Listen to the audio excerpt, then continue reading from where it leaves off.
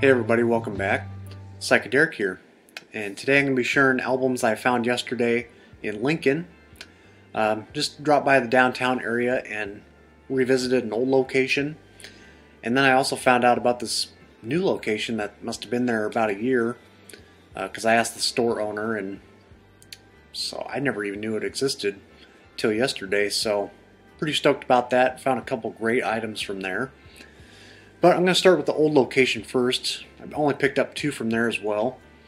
I do have more to share, as you know, I could share on this video, but I'm going to wait for something to arrive in the mail yet, and then that way I'll just kind of separate the finds from online compared to the local stuff I found in this video. So I will be probably shooting out another video this week, so we'll see how it goes. But anyways, let's get started. So, with the old location, I've always flipped by this one in the racks, and I just finally decided to pass on it because I was under 10 bucks, and you know, I've read some good reviews on it over the years. I just never gave it a listen online, I guess, and always passed this by. And so let's get to it. So this is Chimo or Chimo.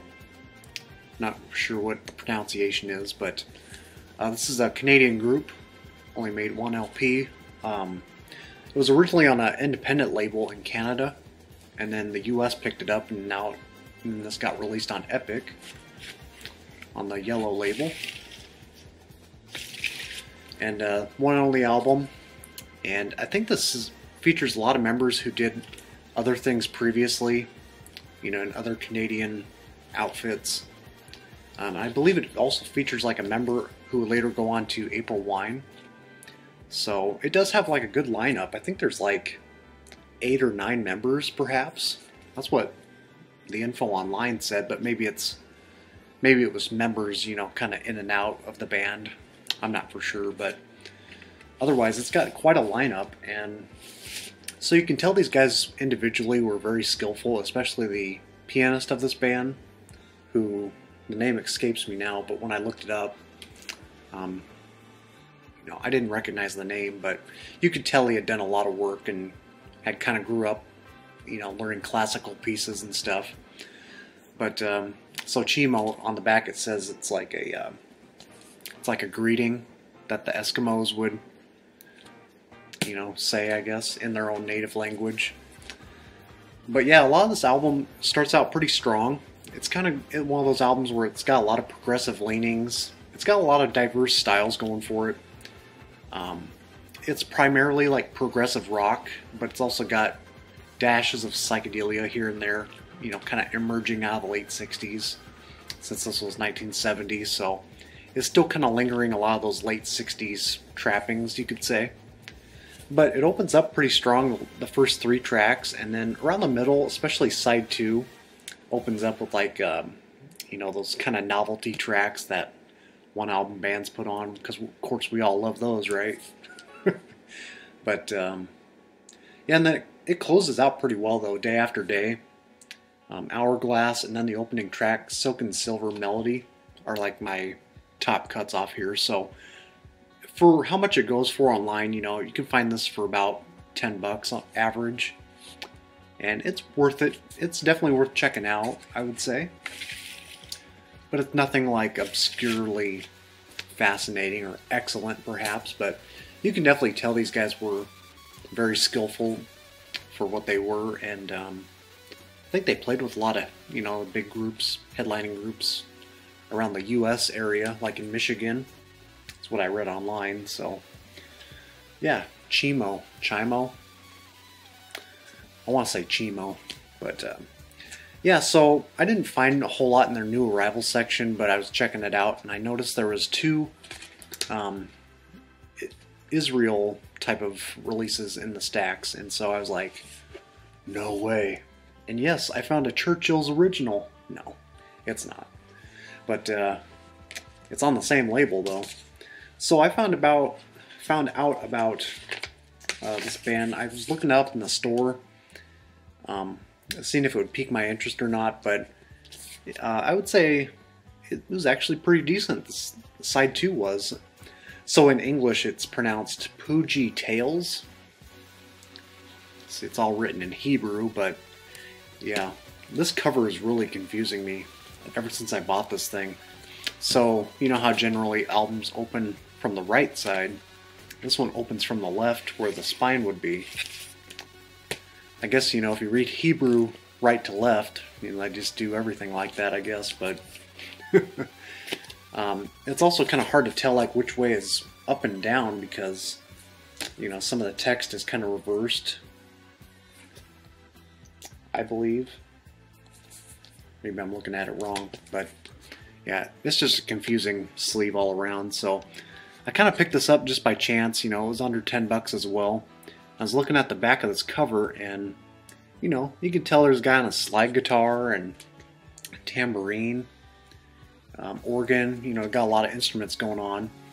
When I looked this up, it said they were like a comedy act group, which, you know, I was kind of skeptical on that approach, but I would say there's like maybe a couple comedy skits that I don't know what they're talking about, of course, but on side one. But side two didn't have any of that, and that was actually the better side.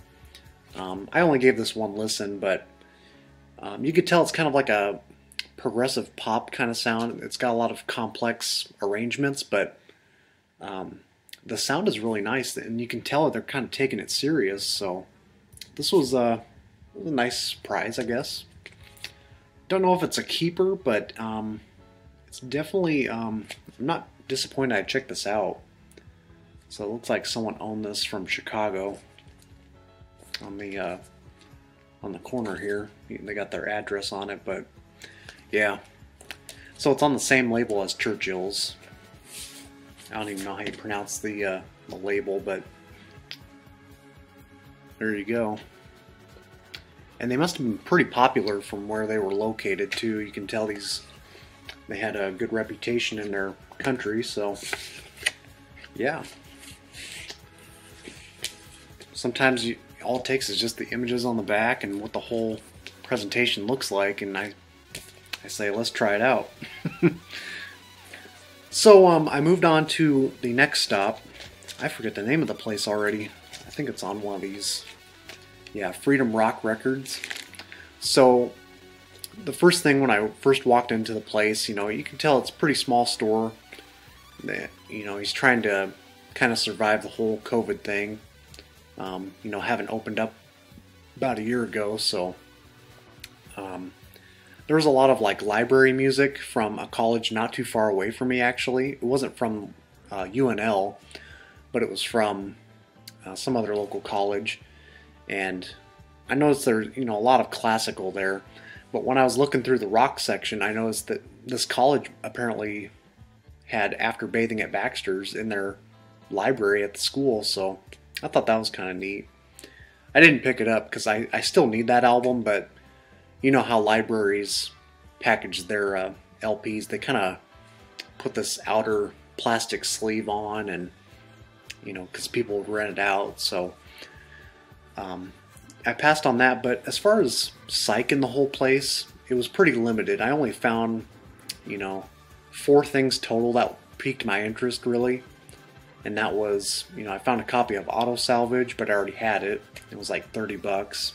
And then I found the Zodiac Cosmic Sounds on the Elektra label, which I don't have that yet, but I just passed on it, you know. I know the album pretty well, but it just wasn't of interest at the moment.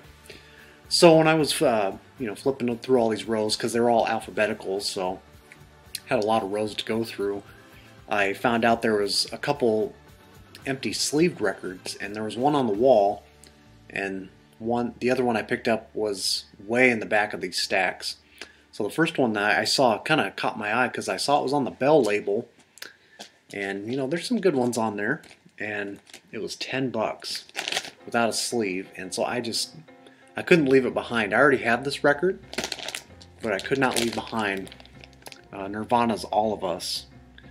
So the only thing wrong with it really is just the label is really worn out. Looks like it may have had water damage, but miraculously the vinyl is VG Plus shape. Let's get a good side here. I mean, you can tell by that shine there.